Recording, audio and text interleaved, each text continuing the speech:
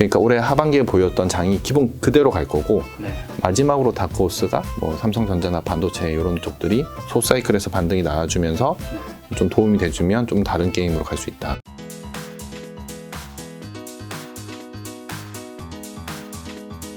본부장님 그 사이에 좀 어떻게 지내셨어요? 제가 뵌지 한 2-3달 정도 된 것 같아요. 네, 9월에 뵀었으니까 네. 한 분기 정도 된 것 같고 네. 사실 뭐 정신 없었습니다. 그냥 뭐 사실 운용하는 것도 운용이고 네. 책이 나왔던 바람에 네. 책.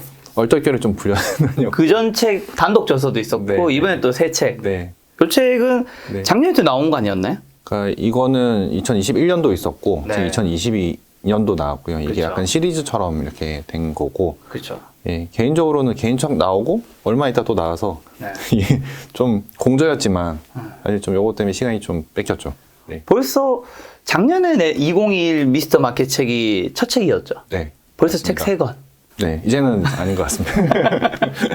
2023 안 내겠다는 건가요? 아니요, 제가 뭘 이제 쓸 능력은 아니어서. 네. 뭐, 3위 나왔을 때, 네. 뭐, 나중에 얘기하시면 또 어쩔 수 없겠지만, 네. 뭐 제가 단독으로 뭘 할 수 있는 그런 능력은 이제 아니어서, 네. 저는 제 캐파를 다 쓴 것 같습니다. 근데 그 사이 혹시 머리 살짝 염색하셨나요? 흰머리 너무 많아가지고. 네. 뭔가 스타일이 좀 변화가 느껴져가지고. 감사합니다. 이런 것도 캐치해드려야 돼서. 네. 아니면 흰머리가 진짜 너무 많습니다. 그래서, 진짜요? 네. 그래서 이제 보기 힘들어서, 네, 했습니다. 알겠습니다. 자, 현재 주식시장 좀 이제 어떻게 보고 계세요? 이제 연말 다 됐는데. 사실 1년 동안 시장이 되게 힘들게 왔고요.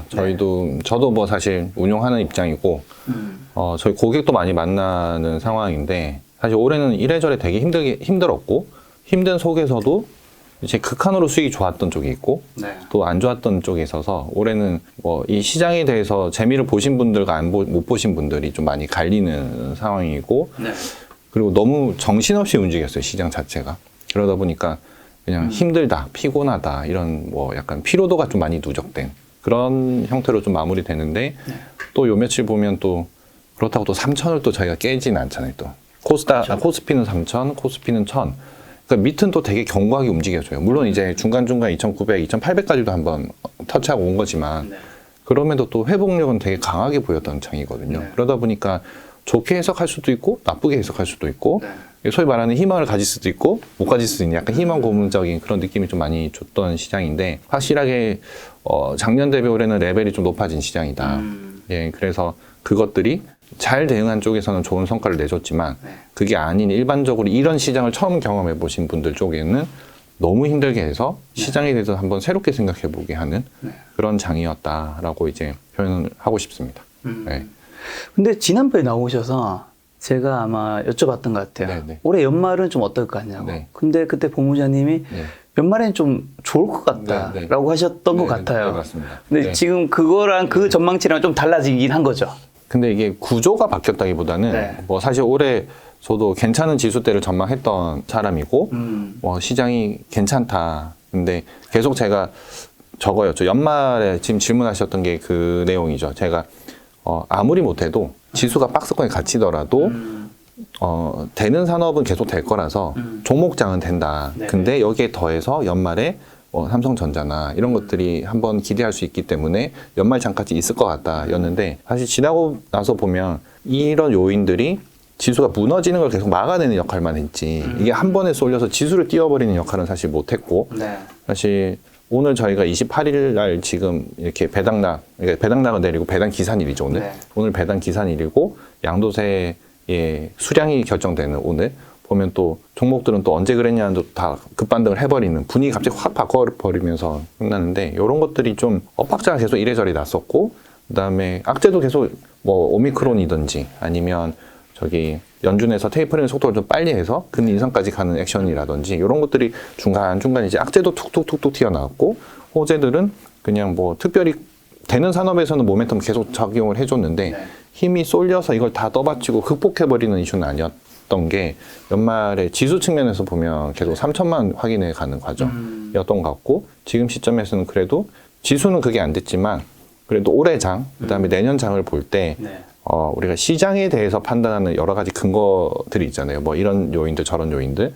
근데 그게 우리가 시장을 다르게 볼 요인들은 아직은 없다라고 판단을 하고 있어서, 뭐 사실 내년 장도 수익을 충분히 낼 수 있는 장이다. 네. 근데 지수 측면에서는 좀 다른 스토리가 전개될 수 있다라는 걸 좀 말씀을 드려야 될 것 같아요. 네. 그럼 지금 말씀하신 부분에 조금 추가해서 지수 상승 가로막고 있는 네 가지 요인 좀 네. 뭐라고 생각하시나요? 그래서 이제 올해 시장이 요랬죠. 제가 이제 딴 데서도 가끔 보여드렸던 차트인데 네. 작년은 정말 이런 장이었죠. 2020년 여기서 여기까지가 딱 100%짜리입니다. 정확하게 99.95%짜리 시장이었습니다. 작년 시장 저점에서 고점까지가. 네. 근데 올해는 YTD 수익률이죠. 그러니까 연초 대비 지금 연간 수익률은 한 5% 정도. 오늘 올라서 이제 한 5.5% 정도 수준으로 보일 텐데 네. 정말 짧은 그러니까 연간으로 5%밖에 안 오른 시장이었고 저희는 이 과정 내도록 거쳤고 어쩔 때는 뭐 한 번에 3,200~300까지 훅 갔다가 맞아요. 또 어떨 때는 2,850 뭐 이렇게 쭉 미내렸다가 그래서 요 폭 자체가 네. 지금 한 20%짜리 시장으로 보시면 됩니다. 그래서 작년이랑 올해 보면 너무 좁은 박스권으로 보였다인 거고요. 그다음에 그래도 3,000을 버텼던 이유는 네. 뭐 매크로 지표가 사실 괜찮았거든요. 경기 피크아웃 논란이 있었지만 그래도 좋게 나오는 매크로 기업 실적들 그리고 성장하는 산업에서의 대표 기업들은 또 실적을 차별적으로 잘 내줘 버렸던 네. 거 그게 버틴 요인들이었고 시장을 눌렀던 이유들은 전체적으로는 이제 코로나는 계속 있었고 뭐 델타 변이 지금 이제 오미크론까지 계속 중간 변수를 만들어냈죠. 그래서 뭐 저희가 확진자 늘었다 줄었다 하는 그런 형태로 계속 네. 표현이 됐던 거고 연중 내도로 가장 키포인트는 경기 피크아웃 우려. 네. 근데 하필 이때 하는 테이퍼링. 이게 이제 시장을 계속 눌렀던. 그리고 중간중간 이제 3분기 때 중국 리스크 이슈 네. 나왔고 연중으로 외국인 매도세 계속 나오다가 또 지금 11월, 12월부터는 또 2달 동안 외국인이 6조 넘게 사버리는 또 기현상을 보여주고 있거든요. 네. 그래서 전체적으로 봤을 때 이 5개 중에 시장을 계속 연중으로 눌렀던 건 앞에 코비드, 그다음에 경기 피크아웃 우려, 테이퍼링, 그다음에 중간중간 한 번씩 움직였던 거는 이제 중국 리스크, 그다음에 외국인은 그냥 약간 디폴트 값으로 매도세였다가 어떨 때는 지금 좀 우호적인 거, 이 상태가 벌어진 것 같습니다. 그래서 올해 가장 크게 경기 피크아웃 우려 생겼을 때 네. 요거였죠. 그래서 그러니까 우리나라 수출 데이터 기준으로 했을 때 요걸 저희가 되게 많이 보는 애널리스트나 매니저들 많이 보는 건데 일평균 수출 증가율. 네. 네, 한국의 일평균 수출 증가율입니다. 이걸 11월 거까지 다 넣은 수치고요. 그래서 보면 이 빨간색 선은 수출 증가율, 네, 파란색 선은 코스피 차트입니다. 그래서 과거에 경기 피크아웃 우려가 있었던 곳들이 실제 경기 피크아웃이 있었던 때들이 2004년, 그다음에 10년, 17년 그리고 이번입니다. 이번이 5월 달이었고 5월 달에 우리나라 월별 수출 금액이 507억 불이었어요.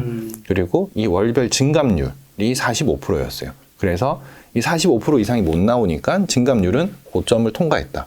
그러니까 45%가 뭐 35%, 20%, 10% 계속 빠질 거야가 요때 시점이었죠. 5월 달부터. 그래서 이 우려가 요때부터 발생했었다. 근데 이제 제가 이 당시에도 계속 말씀드렸던 게 증감률은 빠질지언정 이 절대 레벨, 그러니까 이 수출이라는 절대 레벨이 우상향되거나 그 수출을 유지하는 품목들이 많거나 그렇게 우상향하는 기조에 있을 펀더멘탈을 확인하는 과정을 우리가 몇 달 거칠 건데 거치는 과정에서 이게 괜찮으면 네. 그쪽 관련된 섹터들은 확실히 좋은 모멘텀을 보여줄 거다. 그리고 우리는 그쪽에서의 투자 아이디어를 얻어서 플레이를 좀 많이 해야 된다라는 걸 말씀드렸었는데 사실 그 지금 요 전기 피크아웃 우려 했던 요 시점들을 저희가 M0라고 표현을 하고요. 이 M은 이제 먼스의 M이죠. 네. 제로로 하고 그다음에 2004년, 그다음에 2010년 요 두 개를 보시면 한 2, 3년 동안 일평균 수출 금액, 이건 절대 금액인 거죠. 절대 금액이 계속 올라가요. 그리고 올해도 계속 이렇게 치고 올라가죠. 사실 이게 그 전에 이제 M0 이전부터는 당연히 올라간 게 맞고 이거를 정점을 통과한 이후로도 계속 올라가요. 근데 이제 2017년은 그냥 한 1년 오르다 말아버리죠. 네. 이거랑 똑같은 패턴으로 주가가 형성됐었어요. 그래서 사실 여기서 저희가 뭐 주가는 실적의 함수다 뭐 이런 얘기도 많이 하는데 우리나라의 실적에 가장 크게 기여하고 직관적으로 바로 직결되는 게 이제 수출이니까 이런 걸로 좀 표현을 해봤었고 그럼 지금 실제 어떻게 될 거냐를 우리가 알면 네. 올해 시장, 내년 시장도 저희가 판단해 볼 수 있다인 건데 11월까지의 수출 데이터라고 보면 이 증감률, 이 빨간색 선 있죠. 네. 요게 그래도 저희가 20% 30%대에서 계속 유지되고 있어요. 높은 레벨에서 네. 증감률이 기고가 있지만 그런 상황인 거고 그다음에 일평균 수출 금액 추이도 계속 올라가요. 근데 이 굴곡 따라 올라가잖아요. 네. 왜냐하면 수출이나 뭐 이런 것들이 산업마다 좀 다를 수 있고, 그다음에 계절성을 띌 수 있거든요. 뭐 특히나 12월이면 이제 다들 뭐 클로징하고 이런 것들이 있기 때문에, 그래서 이 추세가 계속 갈 수 있느냐만 우리는 앞으로도 내년에 볼 때도 그래서 계속 확인할 수 있습니다. 그래서 저희가 제가 지금 말씀드리는 것들이 2021년도에 우리는 이 과정을 거쳤고, 이거가 향후 어떻게 될 거냐가 또 2022년도의 투자 포인트가 될 거라서 이 포인트를 계속 보셔야 된다. 네. 근데 과거에 지금 계속 이런 패턴을 보였는데 올해 지수는 사실 그러지 못했죠. 네. 과거 같으면 이 추세를 가야 될 건데, 근데 지금 여기서 끝났다고 생각하기에는 이 레벨들이 너무 좋다는 거죠. 그래서 앞으로 어떻게 될 거냐를 좀 봐야 될 것 같고, 이게 반영되려면 결국은 우리 수출에 대한 자신감, 네. 그다음에 이 질적 향상에 대한 그 점수를 좀 높여주면 충분히 그게 바뀔 수 있지 않을까라고 생각을 하고 있고, 과거에 이 2004년, 10년, 좀 전에 이게 되게 좋았다라고 말씀드렸던 그 해에 그러면 그 산업별로 똑같은 차트인데 그 산업별로 수출 데이터가 어땠냐를 보면 일단 첫 번째 특징이 개수가 되게 많죠. 네. 여기도 되게 개수가 많죠. 그러니까 산업의 수출을 이끄는 여러 개의 산업이 존재한다. 네. 인 거고, 그다음에 저기 품목도 보시면 그 시대를 상을 다 반영하고 있거든요. 2004년도에 보시면 이게 사실 중국 제조업이 성장하던 시대니까 화학, 철강, 석탄 뭐 당연할 수밖에 없는 그쵸. 레벨들이고, 2010년도에는 우리가 차화정 명세라고 했던 그러니까 반도체, 자동차, 뭐 디스플레이 이쪽이 다 좋은 상황이죠. 2010년도는 1년 잠깐 좋다 말았다 그랬어요. 네. 근데 그때 특징적인 게 뭐냐면 반도체 혼자 잠깐 좋다가 말아버렸어요. 그러니까 전체 수출을 못 끌어갔던 거죠. 그러면 지금은 어떨까 생각해 보면 네. 지금 기본적으로 우리나라 수출에 큰 비중을 차지하는 반도체, 자동차는 계속 끌어줘요. 뭐 반도체 안 좋다, 뭐 주가는 힘들었다라고 하지만 수출 금액 계속 올라가고 있는 상황이고, 이제 기존에 없던 것들, 2차 전지 이런 것들이 매출에 잡히기 시작하죠. 수출에. 물론 이게 계절성을 띠기 때문에 굴곡질 겁니다. 그래서 이번에 여기서 조금 빠졌다 해서 끝났다라고 생각하면 또 착오를 일으킬 수 있는 겁니다. 근데 우리는 제가 계속 말씀드린 대로 내년에 볼 때도 요 추세들이 어떻게 될 거냐. 네. 그러면 요 산업들에서 우리가 아이디어를 계속 얻게 되는 거죠. 성장 산업이든 아니면 원래 기존에 우리 수출을 끌고 가던 산업인데 탄력적으로 상승하게 되든 그런 쪽에서 투자의 기회가 충분히 생길 수 있다라고 말씀드릴 수 있고, 요것들이 이제 올해 시장 내도록 경기 피크아웃 우려였으나 네. 질적으로 이렇게 지금 보여드렸던 여러 개의 차트를 통해서 이 레벨이 괜찮다라는 걸 이제 말씀드릴 수 있었고, 그다음에 요거죠. 절대 금액. 피크아웃이 우려가 있었던 5월 달이 제가 507억 불이라고 그랬고요. 네. 지금 11월 달이 604억 불입니다. 근데 제가 월별로 적어놨죠. 네. 그냥 분명히 이제 계절성을 띈다 그랬습니다. 했으나 추세적으로 쭉 올랐고 600억 불은 사상 최대치를 또 넘겨버렸죠. 이 왼쪽 차트의 빨간색이 한국 수출의 절대 금액입니다. 절대 금액을 저희가 딱 그냥 직관적으로 보셔도 최고치. 사상 최대치네. 네. 증감률은 물론 왔다 갔다 했습니다. 네. 근데 증감률 제가 말씀드린 대로 30%대 내외에서 왔다 갔다 하고 있습니다. 그러니까 이게 나쁜 거냐 생각해 보면 그렇지 않죠, 사실. 그렇죠. 그리고 이 수출 비중도 보시면 사실 이렇게 빨간색 선, 이게 미국입니다. 그러니까 한국이 미국으로 보내는 수출의 비중의 변화입니다.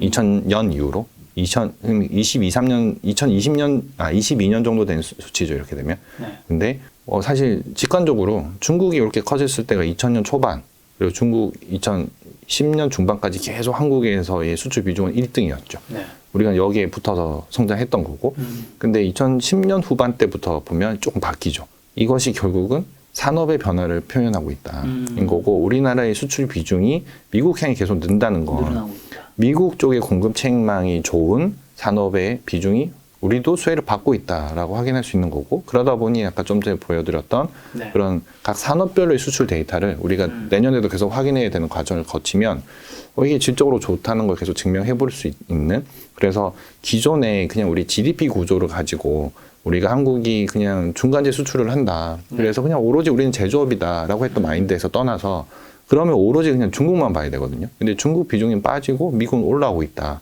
근데 절대 수출 금액이 사상 최대치인 거고 증감률도 유지되고 있다라고 하면 사실 미국 향으로 비중이 커지는 산업, 그러면 사실 신성장 산업일 가능성이 큽니다. 그래서 이쪽에서의 투자 기회는 계속 존재할 수 있다. 그래서 이게 2021년도에도 사실 저는 이것들이 여러 개가 있기 때문에 지수는 안 되더라도 되는 종목 플레이, 산업 플레이는 된다, 네. 섹터 플레이는 된다라고 말씀드렸던 근간은 이거고, 이거의 큰 틀은 전혀 안 바뀌었다. 그래서 내년에 시장을 볼 때도 이건 베이스로 깔려간다.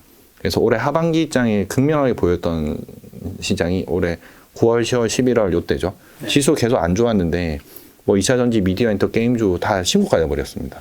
그러니까 그런 장은 계속 벌어질 수 있다. 물론 되는 산업이고 그 되는 산업에서 실적이나 모멘텀이 같이 붙어주면 네. 그리고 그 실적은 계속 작년보다 좋고 작년보다 질적으로 높은 그러니까 작년에는 매출만 커졌으면 올해는 이익률도 개선되는 걸 보여주고 계속 살아남는 모습을 보여주면 소위 말하는 옥석 가리기가 동반되면서 네. 그 형태는 계속 될 거다. 그래서 올해 장에 뭐 구조는 안 바뀌었다라고 말씀드리는 게 요 포인트고요. 근데 요 포인트가 내년에도 이어질 거다라고 말씀드립니다. 이게 실제 올해 수익률 놓고 보면 사실 이게 2020년 연간 수익률을 요걸로 보시면 네. 작년에 전 세계 1등 한국이었습니다. 이거는 달러 환산으로 표시해드린 수익률 42.6%. 지금 올해는 저기 환이 이제 그 좀 약세로 갔기 때문에 네. 환 손실 때문에 여기 마이너스로 표시되는데 사실 현재 통화 올해 거 우리나라 현재 통화라면 이건 잠깐 한 2, 3주 아웃데이트 된 숫자긴 합니다. 네. 근데 이게 우리나라 플러스 5% 정도죠. 그게 보면 작년에 너무 좋아서 잠깐 쉰 거 아닌가? 라는 생각 정도 해볼 수 있습니다. 그리고 여기서 보시면 빨간색 쪽 분포가 높은 게 숫자가 좋은 쪽이고요. 네. 파란색 분포가 많은 게 숫자 나쁜 쪽이죠.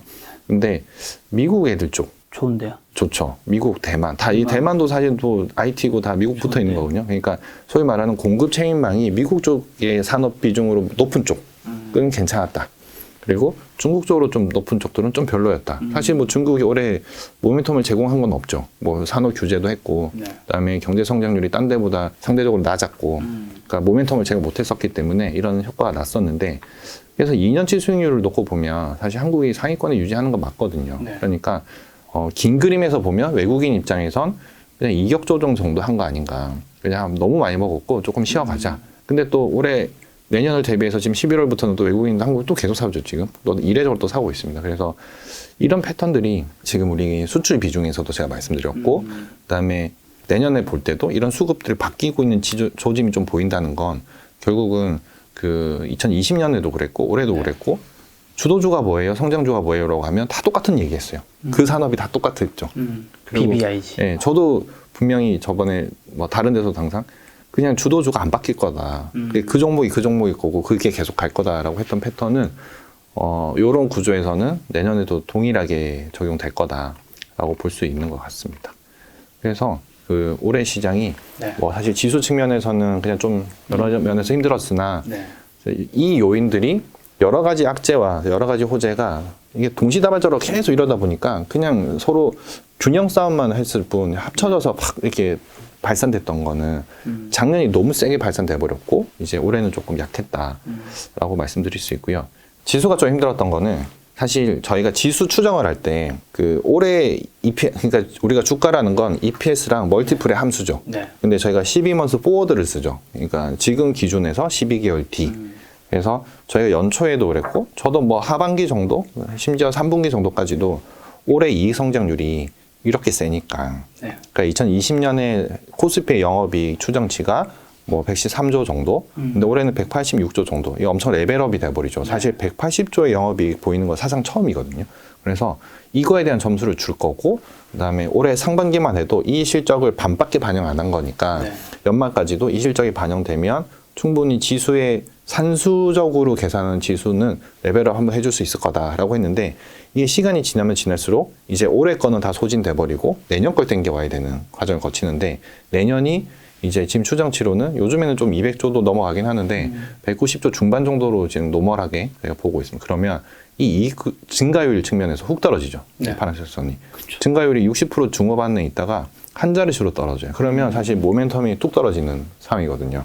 그래서 요렇게 보면 이 모멘텀이 되게 강했던 올해 근데 이 모멘텀이 약해지는 내년 그러니까 이 내년 거를 점점 시간이 가면서 이게 땡겨오면 땡겨올수록 이 모멘텀을 주기가 좀 약해지니까 지수의 레벨이 조금 떨어져 버리는 네. 그래서 이거를 실적을 한 번에 반영해주고 가야 되는 시점이 올해 있었는데 그때 뭐 델타 변이나 아니면 테이퍼링을 한다더라 이런 것들로 인해서 이게 좀 눌러져 버리는 그런 상황이 돼버려서 결론적으로는 지수는 못 뛰었던 네. 그래서 철저히 그냥 종목 장세로 그냥 되는 산업에서 종목 장세로 갔던 상황인 것 같고 그래서 지금 내년에 볼 때도 일단은 요 정도로 저희가 이익 추정치가 되는데 네. 최근에 그래도 다시 반도체랑 자동차가 좀 반등이 나오는 이유는 네.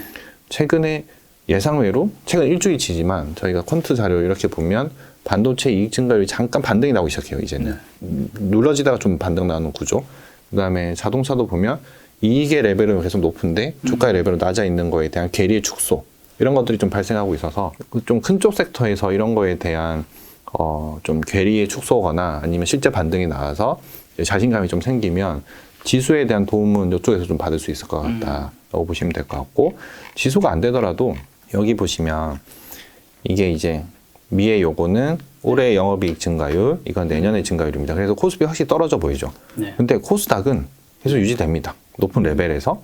그래서 올해 종목장을 설명할 수 있는 이유는 여기서도 자기가 확인할 수 있는 겁니다. 코스닥 쪽에 있는 종목들은 내년에도 이끌수가 강하니까 자신 있게 플레이를 했던 거죠. 그리고 그런 걸 떠나서 우리가 뭐 성장주의 대표주다 했던 BBI지만 봐도 내년에 이크로스가 그래도 양호하게. 근데 여기서 보면 바이오랑 그냥 인터넷은 좀 떨어져 보이죠. 네. 근데 게임이랑 배터리 이런 쪽은 이 모멘텀 확실히 강하죠. 근데 이런 쪽들 보면 올해 내도록 외국인이 지금 최근 2달 동안 6조 넘게 사더라도 25조 순 매도를 했거든요. 네. 근데 외국인이 그냥 샀어요. 계속 샀어요. 이 차트들이 그 최근 3년 동안 수급인데 그냥 되는 쪽은 계속 그냥 샀다는 거죠. 그래서 이 말이 제가 계속 여러 번 반복드렸던 올해 장의 특징인 거. 지수는 갇혀 있었는데 섹터는 엄청 차별화돼 버렸다. 네. 그래서 종목 장세는 벌어졌다는 거고, 내년에도 지금 좀 전에 그런 뭐 수출 데이터나 여러 가지 구조상 유효하다. 근데 내년에도 이런 쪽들은 이익 모멘텀이 괜찮을 거다. 그리고 수급도 확실히 방향성이 잡혀 있다. 그래서 뭐 올해장 내년장 뭐 어떻게 다를까요? 뭐 이런 질문 하시면 사실 저는 비슷할 것 같아요. 그러니까 올해 하반기에 보였던 장이 기본 그대로 갈 거고, 네. 마지막으로 다크호스가 뭐 삼성전자나 반도체 이런 쪽들이 소사이클에서 반등이 나와주면서 네. 좀 도움이 돼주면 좀 다른 게임으로 갈 수 있다. 네, 이렇게 생각할 수 있을 것 같아요. 본부장님 그러면 올해 좀 주식 운영하면서 고민이 뭐 있었을까요? 가장 큰 고민. 올해는 사실 저희도 네. 저기 사람이 이 시장에 참여하는 참가자다 보니까 네네. 속도가 너무 빨랐다는 거. 아, 네. 그렇죠. 네, 그게 너무 빨랐습니다. 그게 저희가 섹터별로도 네. 너무 엄청나게 빠른 움직임을 보였거든요. 네. 그래서 요거를 보시면 이게 메뉴에 있는 그러니까 2021년, 2022년의 영업이익 증가율을 네. 섹터별로 표시드린 겁니다. 그런데 요거는 월별로 그 섹터별 수익률입니다. 올해 있었던 섹터별 수익률. 근데 이거 그냥 음영만 보셔도 빨간색, 파란색 요것만 보셔도 막 일관됨이 별로 없죠. 그냥 네. 막 이렇게 움직였어요. 그렇죠. 그러니까 올해 저희가 뭐냐면 되는 산업은 여러 개가 있었어요. 근데 여러 개가 막 이렇게 계속 막 온갖 회전을 돌면서, 그래서 소위 말하는 이걸 저희가 순환매라고 하는데 이게 너무 빠르게 격하게 움직였다인 거고, 실제로 뭐 종목만 봐도 좋은 뉴스가 나온다는 게 미리 돌았으면 좋은 뉴스가 실제 나왔을 때 그냥 엄청난 마이너스를 내버리면서 셀 오는 뉴스가 나와버리는 패턴을 너무 강하게 보였게 올해거든요. 그래서 올해 가장 힘들었던 거는 이런 펀드멘탈에 대해서 좀 장기적으로 추정해서 이렇게 믿어주고 장기 투자 들어가는 게 아니라 너무 게임처럼 움직였던 이런 수급들이 전반적으로 좀 힘들었던 것 같고, 이게 이제 좀 더 탑다운해서 표현을 해보면 네. 펀드멘탈에 대해서 확신이 좀 없었던 거.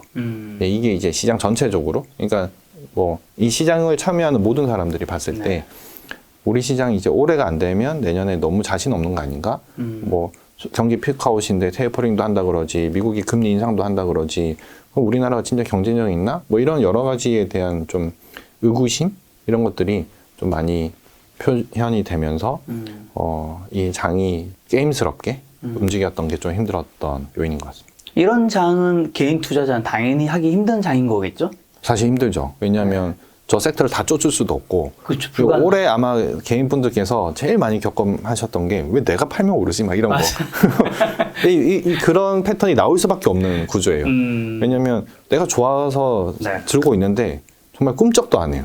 근데 옆에 다른 섹터들은 거의 뭐 소위 말해서 날아가는 섹터가 나오죠. 그러니까. 근데 그걸 또 흔들릴 수밖에 없죠. 근데 가면 하면 또 네, 그럼 맞아. 거기서 꼭 지고. 그러니까 이게 추세적으로 이렇게 가주는 게 아니라 네. 툭툭툭툭 이렇게 해보니까 여기서 엇박자 한 번 잘못 나버리면 네. 계속 엇박자 나는 장이었던 거고, 사실 이럴 때는 급하면, 제가 좀 전에도 너무 급하고 막 빨리빨리 움직였다인 건데, 급하면 결국은 이게 한 번 쉬어줘야 되거든요. 한 번 쉬어서 요 타이밍이 올 때까지 좀 기다려줘야 되는데 그걸 인내하기에는 옆에서 뭐 사실 올해는 코인도 막 급등했었고, 그렇죠. 종목도 뭐 하루에 막 10%씩 그냥 막 날라버리고 이래버리니까 이 시장을 처음 해보시는 분들 입장에서는 사실 안 될 때는 쉬는 것도 투자인데 그걸 못 견디게 만들었던 거죠. 그러니까 작년 장을 경험하면서 이 장이 들어오셨던 분들은 사실 작년 좀 쉬었죠. 예, 좀 큰 주식 많이 샀으면 시장이 같이 확 세게 움직여줬으니까. 맞아. 근데 올해는 시장은 철저하게 가둬놓은 상태에서 섹터 플레이만 하니까 저 많은 섹터들을 다 쫓아내. 그러니까 그리고 그거에 대해서 전문 지식도 확실히 떨어질 텐데. 그래서 그게 좀 힘들었던. 그럼 이와 같은 장이 내년에도 좀 이어진다는 거잖아요. 이거는 제가 계속 되는 산업이 계속 된다라고 말씀드렸던 네. 상황에서는 그런 거고. 근데 여기서 특징은 있습니다. 올해가 이익 증가율이 높았던 쪽이 확실히 한 번씩은 다 먹여줬어요. 예, 그건 이익을 반영 한번 해줬다는 거고요. 그다음에 내년 이익 증가율이 좀 자기가 낮다라고 말씀드렸는데 그럼에도 높게 나오는 쪽들이 있어요. 네. 그런 쪽들은 올해 하반기도 수익률이 좀 괜찮아요. 왜냐하면 내년에 턴어라운드 기대를 하거나 아니면 그래도 이쪽은 내년까지 추세를 이어갈 수 있다라는 그런 패턴이 나오거든요. 네. 그래서 그런 것들을 좀 볼 수 있고 2019년은 그냥 지수 박스권 2000에서 약간 조목 장세였어요. 네. 근데 2020년도는 완전히 다 한 번은 다 급등시켜줬던 거고 그게 2021년 와서 좀 더 옥석가리게 된 거죠. 근데 만약에 저희가 똑같은 2차 전지를 3년째 투자한다면 올해 그러니까 지나서 내년에 투자할 때는 새로운 옥석가리가 한 번 더 발생할 거거든요. 근데 그 옥석가리기는 공부를 통해서 계속 저희가 검증해내야죠. 배터리 처음 나왔을 땐 뭐 배터리 모듈 업체, 재료 업체 다 샀으면 2021년도에는 저희가 모듈 업체 안 샀잖아요. 그러니까 뭐 LG와 SDI 이런 거 전혀 안 사고 그냥 재료 업체들만 많이 옥석가리기가 딱 돼서 그 기업들만 폭등해버리는 상황이 됐고 내년에는 이미 또 주가가 높으면 또 여기에서 옥석가리 또 발생할 거거든요. 실제 이익률을 계속 유지할 수 있다거나 네. 아니면 혼자 캐파를 계속 증설시키면서 수주를 받아낸다거나 뭐 여러 가지 포인트들에 의해서 내가 잘한다. 나는 정말 뭐 이렇게 질적으로 계속 좋은 실적을 내는 회사야 라는 걸 증명을 해주는 기업들은 네. 옥석가리기에서 살아남아 갈 거고 아니면 아닐지 겁니다. 그래서 내년에는 계속 되던 섹터에서는 좀 더 압축되는 현상이 발생할 거고요. 그 다음에 올해 되게 안 좋았던 쪽에서는 그래도 내년에 새로운 시장이 열리니까 네. 그거에 따른 기대감이 반영되면서 네. 새로운 기대를 좀 줄 수 있지 않을까인 건데 올해 유독 안 된 게 반도체랑 바이오거든요. 네. 연중 내도록 그냥 바이오는 뭐. 네, 힘들었고 근데 반도체가 이제는 그래도 올 초에는 이게 사실 소사이클이 돼버렸고 소사이클이라고 말씀드리는 이유는 플레이어가 많이 줄었죠.